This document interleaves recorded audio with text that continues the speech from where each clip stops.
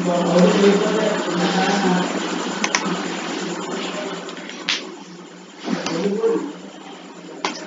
evening, students. Welcome to ABN and PRR College of Sciences online classes. This session is for first BSc Microbiology students, and this is lecture 2 and coming to this session. So today's topic is structure and replication of tobacco mosaic viruses. So tobacco mosaic virus యొక్క structure and replication. So coming to the session, first of all, tobacco mosaic viruses అనేవి మనకి plant viruses అండి. So మనకి వైరసెస్లో different types of viruses అనేవి ఉంటాయి. Plant viruses, animal viruses and bacterial viruses ఉంటాయండి. So ఈ టొబాకో మొజాయిక్ వైరస్ అన్నది plant virus. It's a plant virus and it's belongs to tobamo virus group అండి. So ఈ టొబాకో మొజాయిక్ వైరస్ అన్నది మనకి plant virus కాబట్టి ప్లాంట్లో మనకి టొబాకో మొజాయిక్ వైరస్ అనేది మొజాయిక్ డిసీజ్ని కాజ్ చేస్తుందండి ఆన్ టొబాకో ప్లాంట్స్. టొబాకో ప్లాంట్స్లో మనకి మొజాయిక్ డిసీజ్ని కాజ్ చేస్తుంది కాబట్టి దీన్ని టొబాకో మొజాయిక్ వైరస్ అని అంటాం. And it was first isolated by WM Stanley అండి. సో దీన్ని ఫస్ట్ ఐసోలేట్ చేసింది ఎవరు అంటే WN స్టాన్లీ. ఇన్ 1935లో ఆయన ఐసోలేషన్ అనేది చేశారు. సో ఐసోలేషన్ అనేది ఎలా చేశారు అంటే క్రిస్టలిన్ ఫామ్లో అండి. సో క్రిస్టలిన్ ఫామ్లో ఆయన మనకి ఐసోలేషన్ అనేది చేశారు. So he got Nobel prize for this award for his work అండి. సో ఆయనకి నోబెల్ ప్రైజ్ అనేది ఈ వర్క్ వల్ల ఆయనకి నోబెల్ ప్రైజ్ అనేది వచ్చిందనమాట.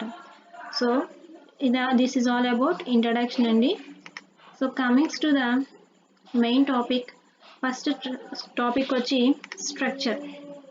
సో అసలు మనకి వైరసెస్ యొక్క ఈ టొబాకో వైరసెస్ యొక్క TMV యొక్క స్ట్రక్చర్ ఏంటి? సో TMV అన్నది మనకి ఎలా ఉంటుంది అంటే రాడ్ షేప్డ్ హెలికల్ వైరస్ అండి ఇది. సో నేను మీకు స్ట్రక్చర్ చూపిస్తాను, అందులో కంప్లీట్గా మీకు అర్థమవుతుంది అనమాట. మామూలు జస్ట్ ఈ పాయింట్స్ మాత్రం నోట్ చేసుకోండి. స్ట్రక్చర్ చూపించినప్పుడు మీకు వైరస్ యొక్క స్ట్రక్చర్ ఎలా ఉంటుంది అన్నది తెలుస్తుంది. ఓకేనా? సో TMV అన్నది మనకి రాడ్ షేప్డ్ హెలికల్ అండి. సో మనకి వైరస్ ఎలా ఉంటుందంటే రాడ్ షేప్లోని హెలికల్గా ఉంటుంది. సో దీనికి మధ్యలో వచ్చి సెంట్రల్లో మనకి సింగిల్ స్ట్రాండెడ్ RNA అనేది ఉంటుందండి. ఓకేనా? ఇట్స్ ఏ RNA వైరస్ అండి. మనం ఆల్రెడీ ఇంట్రడక్షన్లో చెప్పుకున్నట్టు మొన్న క్లాస్లో చెప్పుకున్నామండి, జనరల్ క్యారెక్టరిస్టిక్స్లో DNA ఆర్ RNA వైరసెస్ అని చెప్పుకున్నాం. సో TMV వచ్చి సింగిల్ స్ట్రాండెడ్ RNA వైరస్ అండి. సో ఈ RNA చుట్టూ మనకి ప్రోటీన్ కోట్ అన్నది ఉంటుందన్నమాట. సో ప్రోటీన్ కోట్ అనేది ఉంటుంది. అండ్ రాడ్ ఒక లెంత్ వచ్చి అండి, అండ్ ఇది రాడ్ షేప్లో అని చెప్పాం కదా. సో దీని యొక్క లెంత్ వచ్చి 3000 ఆమ్స్ట్రాంగ్స్ ఉంటుంది. అండ్ డయామీటర్ వచ్చి 180 ఆమ్స్ట్రాంగ్స్ అనేది ఉంటుందన్నమాట. మనం ఆల్రెడీ జనరల్ క్యారెక్టరిస్టిక్స్ చెప్పుకున్నాం. ప్రోటీన్ కోట్ని క్యాప్సిడ్ అని అంటాం. So each individual protein sub యూనిట్ని మనం క్యాప్సోమీర్స్ అంటాం. సో ఇందులో మనకి క్యాప్సోమీర్స్ ఒక కంప్లీట్ హెలికల్ టర్న్కి మొత్తం క్యాప్సోమీర్స్ ఎన్ని ఉంటాయి అంటే 2130 క్యాప్సోమీర్స్ అన్నవి ఉంటాయండి. అలాగే ఎవ్రీ 3 టర్న్స్కి 49 క్యాప్సోమీర్స్ అన్నవి ఉంటాయి. అండ్ ఫైనల్లీ మనకి రాడ్ మొత్తానికి 130 టర్న్స్ అన్నవి ఉంటాయండి. TMVకి టోటల్ రాడ్కి మొత్తం 130 టర్న్స్ అన్నవి ఉంటాయండి. సో మనకి క్యాప్సోమీర్స్ ఎలా ఉంటాయి అంటే గ్రేప్ లైక్ స్ట్రక్చర్లో ఉంటాయి. ఓకేనండి? ఈచ్ క్యాప్సోమీర్ మనకి గ్రేప్ లైక్ స్ట్రక్చర్లో ఉంటుంది. అండ్ ప్రతి క్యాప్సోమీర్ కూడా 180 అమైనో యాసిడ్స్తో మేడప్ అయి ఉంటుందండి. దాని యొక్క మాలిక్యులర్ వెయిట్ వచ్చి 17,000 డాల్టన్స్ ఉంటుందండి. సో ఈచ్ క్యాప్సోమీర్ కూడా గ్రేప్ లైక్ స్ట్రక్చర్లో ఉంటుంది. దాని యొక్క మాలిక్యులర్ వెయిట్ వచ్చి 17,000 డాల్టన్స్ ఉంటుంది. అండ్ 180 అమైనో యాసిడ్స్తో మేడప్ అయి ఉంటుంది.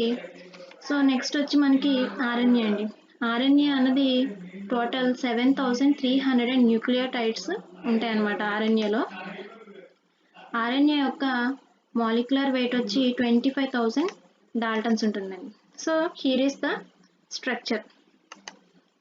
సో మనకి స్ట్రక్చర్ అండి ఇది. సో ఆల్రెడీ చెప్పినట్టు ఇట్స్ ఏ రాడ్ షేప్ కనిపిస్తుంది కదా, రాడ్ షేప్. మనకి 3000 యామ్స్ట్రాంగ్స్ ఉంటుంది.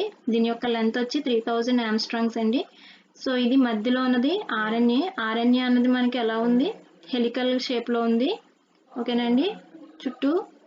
చుట్టూ ఉన్నది మనకి ప్రోటీన్ కోట్ అనమాట. ఇదంతా ప్రోటీన్ కోట్. దాన్ని ఏమంటాం, ఆల్రెడీ క్యాప్సిడ్ అని చెప్పుకున్నాం కదా, ప్రోటీన్ కోట్నే క్యాప్సిడ్ అని కూడా అంటాం.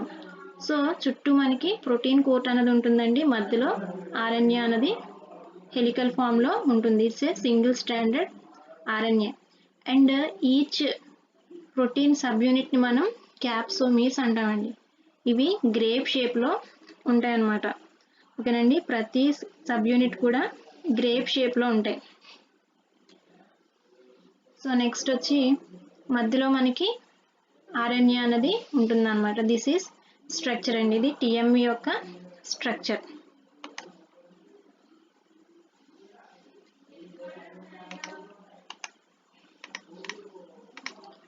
సో నెక్స్ట్ వచ్చి రెప్లికేషన్. సో ఆల్రెడీ స్ట్రక్చర్ చూసాము. And comings to the replication. So రెప్లికేషన్లో మనకి డిఫరెంట్ స్టెప్స్ ఉంటాయి. టోటల్ మీకు డయాగ్రామ్ చూపించి నేను ఎక్స్ప్లెయిన్ చేస్తాను. సో ఫస్ట్ వచ్చి అటాచ్మెంట్ అండి. అంటే వైరస్ వచ్చి హోస్ట్కి అటాచ్ అవుతుంది. తర్వాత పెనిట్రేషన్, అంటే హోస్ట్కి అటాచ్ అయిన తర్వాత వైరస్ అనేది హోస్ట్ సెల్లోకి పెనిట్రేట్ అవుతుంది. తర్వాత దాని యొక్క ప్రోటీన్ కోట్ అన్నది అన్కోట్ చేసుకుని న్యూక్లిక్ యాసిడ్స్ మాత్రమే, జెనెటిక్ మెటీరియల్ మాత్రమే లోపలికి వెళ్తుంది. తర్వాత వైరల్ ఎంఆర్ఎన్ఏ సింథసిస్ అవుతుంది. తర్వాత ఆర్ఎన్ఏ అనేది రెప్లికేషన్ అవుతుంది. తర్వాత మనకి ప్రోటీన్స్ అనేవి ప్రొడ్యూస్ అవుతాయండి. తర్వాత టోటల్ ప్రోటీన్స్ని ప్లస్ ఆర్ఎన్ఏ కూడా మనకి ఏమవుతుందంటే అసెంబుల్ అవుతుంది. అసెంబుల్ అయిన తర్వాత ఫైనల్లీ రిలీజ్ అవుతుందండి. సో ఇవి ఇంపార్టెంట్ స్టెప్స్ రెప్లికేషన్లో మనకి జరిగే ప్రాసెస్ అండి ఇదంతాని. సో ఇవంతా ఇంపార్టెంట్ స్టెప్స్ అండి. సో డయాగ్రామ్ చూస్తే మీకు ఆ స్టెప్స్ ఏంటి అన్నది క్లారిటీ వస్తుంది. సో ఇది డయాగ్రామ్ అండి. ఓకేనా, రెప్లికేషన్ యొక్క డయాగ్రామ్. సో డయాగ్రామ్ చూపించి నేను మీకు ఎక్స్ప్లెయిన్ చేస్తాను. You can note it down అండి. So comings to attachment. So ఇది హోస్ట్ సెల్ అండి. ఓకేనా, హోస్ట్ సెల్ ఇది. సో ఇది హోస్ట్ సెల్లో ఇది న్యూక్లియస్. నేను అక్కడ ఆల్రెడీ ఇండికేట్ చేస్తున్నాను, రెడ్ కలర్ మార్క్స్ ఇండికేట్ చేస్తున్నాను కదండి. సో మీరు చూడొచ్చు, రెడ్ కలర్ దాంతో నేను ఇండికేట్ చేస్తున్నాను. సో ఇది హోస్ట్ సెల్ ఇది న్యూక్లియస్. సో ఈ హోస్ట్ సెల్కి వైరస్ అన్నది వచ్చి అటాచ్ అయ్యిందండి. ఓకేనండి, వైరస్ అన్నది ఈ వైరస్ అన్నది వచ్చి అటాచ్ అయింది. అటాచ్ అయిన తర్వాత లోపలికి వెళ్ళిన తర్వాత ఏమవుతుంది అంటే మనకి ప్రోటీన్ కోట్ ఉంటుంది కదండి. సో వైరస్ చుట్టూ మనకి ప్రోటీన్ కోట్ అన్నది ఉంది. ఓకేనండి, ఆర్ఎన్ఏ చుట్టూ మనకి ప్రోటీన్ కోట్ ఉంది కదా. సో ఆ ప్రోటీన్ కోట్ అన్నది డిగ్రేడ్ అయిపోతుందండి. ఆల్రెడీ మనం జనరల్ క్యారెక్టరిస్టిక్స్లో చెప్పుకున్నాం, ఓన్లీ జెనెటిక్ మెటీరియల్ మాత్రమే ఇన్ఫెక్షువస్ అని, ప్రోటీన్ కోట్ అన్నది ఇన్ఫెక్షువస్ కాదు అని. సో ఏమవుతుంది అంటే లోపలికి అటాచ్ అయ్యి పెనిట్రేషన్ అయిన తర్వాత మనకి ప్రోటీన్ కోట్ అనేది డిగ్రేడ్ అయిపోతుంది, హోస్ట్ సెల్లో డిగ్రేడ్ అయిపోతుంది. దాంట్లో ఉన్న ఆర్ఎన్ఏ అన్నది న్యూక్లియస్ అంటే హోస్ట్ సెల్ యొక్క న్యూక్లియస్లోకి ఎంటర్ అవుతుందండి. సో మీరు ఇక్కడ చూడొచ్చు, హోస్ట్ సెల్ యొక్క న్యూక్లియస్లోకి ఆర్ఎన్ఏ అనేది ఎంటర్ అయిందనమాట. సో ఆల్రెడీ మనం చెప్పుకున్నట్టు వైరసెస్ అనేవి వాటంతట అవి రెప్లికేట్ అవ్వలేవండి. దే నీడ్ హోస్ట్ అనమాట. సో హోస్ట్ కావాలి వాటికి, రెప్లికేషన్ అనేది జరగడానికి వాటికి హోస్ట్ అనేది కావాలి. వాటంతట అవి రెప్లికేషన్ చేసుకోలేవు. సో ఇక్కడ అవి ఏం చేస్తుంది అంటే హోస్ట్ సెల్ని యూటిలైజ్ చేసుకుని అందులో ఉన్న ఎంజైమ్స్ని కానీ లేకుంటే డిఫరెంట్ ఆర్గనెల్స్ని యూస్ చేసుకుని ఏం చేస్తుంది అంటే రెప్లికేషన్ అనేది చేస్తుందండి. సో ఇక్కడ హోస్ట్లోకి వైరస్ ఆర్ఎన్ఏ ఎంటర్ అయిన తర్వాత ఏమవుతుంది అంటే ఈ ఆర్ఎన్ఏ అన్నది ఆర్ఎన్ఏ పొలిమరేజెస్ని సింథసిస్ చేసుకుంటుందండి. ఓకేనా, ఆర్ఎన్ఏ పొలిమరేజ్ అనే ఎంజైమ్ని ఫార్మేషన్ చేసుకుంటుంది అనమాట. ఎందుకు ఆర్ఎన్ఏ పొలిమరేజ్ ఎంజైమ్ అంటే రెప్లికేషన్ అన్నది జరగడానికి ఆర్ఎన్ఏ పొలిమరేజ్ అనే ఎంజైమ్ చాలా నీడండి. సో ఈ వైరల్ ఆర్ఎన్ఏ ఏం చేస్తుంది అంటే ఆర్ఎన్ఏ పొలిమరేజ్ని సింథసిస్ చేసుకుని దాని నుంచి ఇక్కడ ఆర్ఎన్ఏ పొలిమరేజ్ ఎంజైమ్ని సింథసిస్ చేసుకుంటుందండి. చేసుకుని ఆ ఆర్ఎన్ఏ పొలిమరేజ్ ఎంజైమ్తో వైరల్ ఆర్ఎన్ఏ ఏం చేస్తుంది అంటే ఇంకొక ఆర్ఎన్ఏని సింథసిస్ చేస్తుందండి. ఇంకొక వైరల్ ఆర్ఎన్ఏని సింథసిస్ చేస్తుంది అనమాట. సింగిల్ స్ట్రాండెడ్ వైరల్ ఆర్ఎన్ఏని సింథసిస్ చేస్తుంది. అదే ఇదండి. దాన్నే ఏమంటాము అంటే రెప్లికేటివ్ ఆర్ఎన్ఏ అని అంటాం, లేకుంటే కాంప్లిమెంటరీ ఆర్ఎన్ఏ అని కూడా అంటాం అనమాట. ఓకేనండి. ఫస్ట్ ఏమైంది అంటే హోస్ట్ సెల్లోకి ఎంటర్ అయిన తర్వాత ఆర్ఎన్ఏ అన్నది హోస్ట్ సెల్లో ఆర్ఎన్ఏ పొలిమరేజ్ అనే ఎంజైమ్ని ఫార్మేషన్ చేసుకుని దాని హెల్ప్తో మనకి ఇంకొక ఆర్ఎన్ఏని సింథసిస్ చేసుకుందనమాట. ఆ ఆర్ఎన్ఏని ఏమన్నాము అంటే కాంప్లిమెంటరీ ఆర్ రెప్లికేటివ్ ఆర్ఎన్ఏ అని అన్నాం. సో ఈ ఆర్ఎన్ఏ ఎలా యాక్ట్ చేస్తుంది అంటే ఈ కాంప్లిమెంటరీ ఆర్ఎన్ఏ అన్నది టెంప్లెట్ కింద యాక్ట్ చేస్తుందండి. ఓకేనండి, ఈ కాంప్లిమెంటరీ ఆర్ఎన్ఏ అన్నది టెంప్లెట్ కింద యాక్ట్ చేసి ఫర్దర్గా మనకి చాలా కాపీస్ అనేవి అంటే వైరల్ పేరెంటల్ కాపీస్ అనేవి ప్రొడ్యూస్ చేయడానికి హెల్ప్ అవుతుందండి.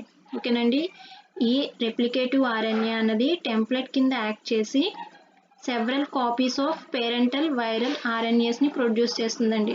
నెక్స్ట్ స్టెప్లో మీరు చూడొచ్చు, ఇక్కడ వేరే సెవరల్ కాపీస్ ఇంకా వైరల్ ఆర్ఎన్ఏ కాపీస్ అనేవి ప్రొడ్యూస్ అయినాయండి. ఓకేనండి, ఈ ఆర్ఎన్ఏ అనేది ఏం చేసింది అంటే టెంప్లెట్ కింద యాక్ట్ చేసి ఇంకా చాలా ఆర్ఎన్ఏస్ని ప్రొడ్యూస్ చేసింది అనమాట. వైరల్ ఆర్ఎన్ఏస్ని ప్రొడ్యూస్ చేసింది అనమాట. సో ఈ వైరల్ ఆర్ఎన్ఏస్ అన్నవి హోస్ట్ సైటోప్లాజంలోకి రిలీజ్ అవుతాయండి. ఇది న్యూక్లియస్ లోపల ఆర్ఎన్ఏలు సింథసిస్ అవుతాయి. సింథసిస్ అయిన ఆర్ఎన్ఏస్ ఏమవుతాయంటే సైటోప్లాజంలోకి రిలీజ్ అవుతాయండి. ఓకేనా, రిలీజ్ అయిన తర్వాత ఇక్కడ సింథసిస్ అయిన ఆర్ఎన్ఏస్ సైటోప్లాజంలో ఏం చేస్తాయి అంటే ఎంఆర్ఎన్ఏ కింద యాక్ట్ చేస్తాయండి. ఈ వైరల్ ఆర్ఎన్ఏస్ అన్నవి ఎంఆర్ఎన్ఏ కింద యాక్ట్ చేస్తాయి. సో ఎంఆర్ఎన్ఏ యొక్క యూజ్ ఏంటి అంటే మనం ఆల్రెడీ చెప్పుకున్నామండి. స్ట్రక్చర్ ఆఫ్ టైప్స్ ఆఫ్ ఆర్ఎన్ఏలో ఎంఆర్ఎన్ఏ, టీఆర్ఎన్ఏ, ఆర్ఆర్ఎన్ఏ అని. ఎంఆర్ఎన్ఏ అనేది దేనికి యూజ్ అవుతుందంటే కోడ్ మెసేజ్ ఉంటుందండి. ప్రోటీన్స్ సింథసిస్ అవ్వడానికి మనకి ఎంఆర్ఎన్ఏలో కోడ్ ఉంటుంది. ఓకేనండి, సో ఈ ఆర్ఎన్ఏ అనేది మనకి ఎంఆర్ఎన్ఏ కింద యాక్ట్ చేసి, సో ఇక్కడ చూడొచ్చు ఈ ఆర్ఎన్ఏ మనకి ఎంఆర్ఎన్ఏ కింద యాక్ట్ చేస్తుందండి. యాక్ట్ చేసి ప్రోటీన్స్ని సింథసిస్ చేయడానికి హోస్ట్ యొక్క రైబోజోమ్స్ టీఆర్ఎన్ఏని యూటిలైజ్ చేసుకుంటుందండి.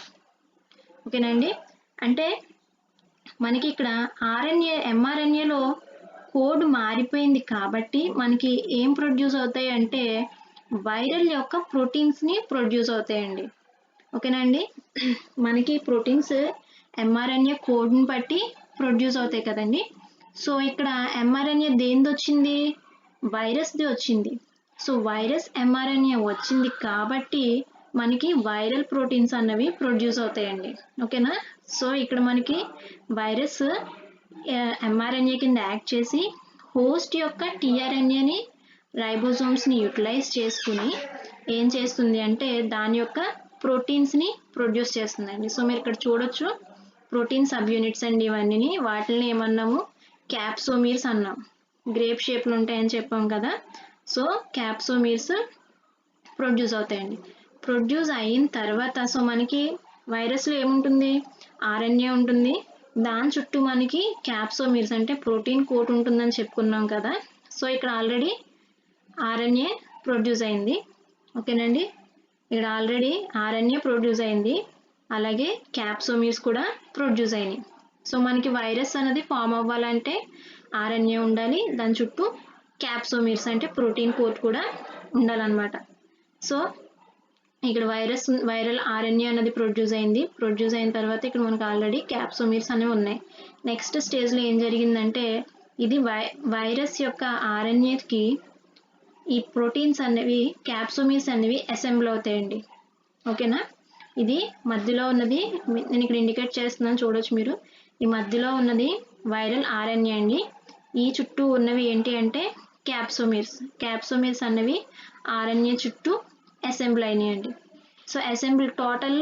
సో నెక్స్ట్ వచ్చి కంప్లీట్గా అసెంబ్ల్ అయిన తర్వాత ఇది రాడ్ షేప్లోకి కనిపిస్తుంది. ఓకేనండి, మొత్తం ఆర్ఎన్ఏ చుట్టూ మనకి క్యాప్సోమీర్స్ అన్నవి అసెంబ్ల్ అయిన తర్వాత రాడ్ షేప్లోకి ఆర్ఎన్ఏ అనేది చేంజ్ అవుతుందండి.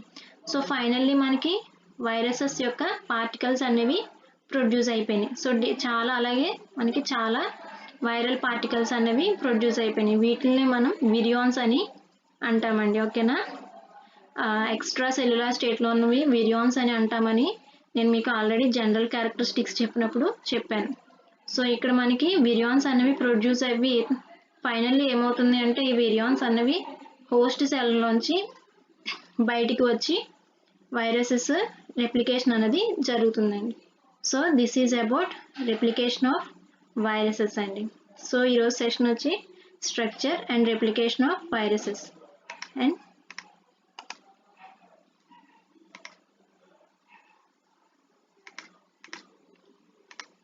Thank you.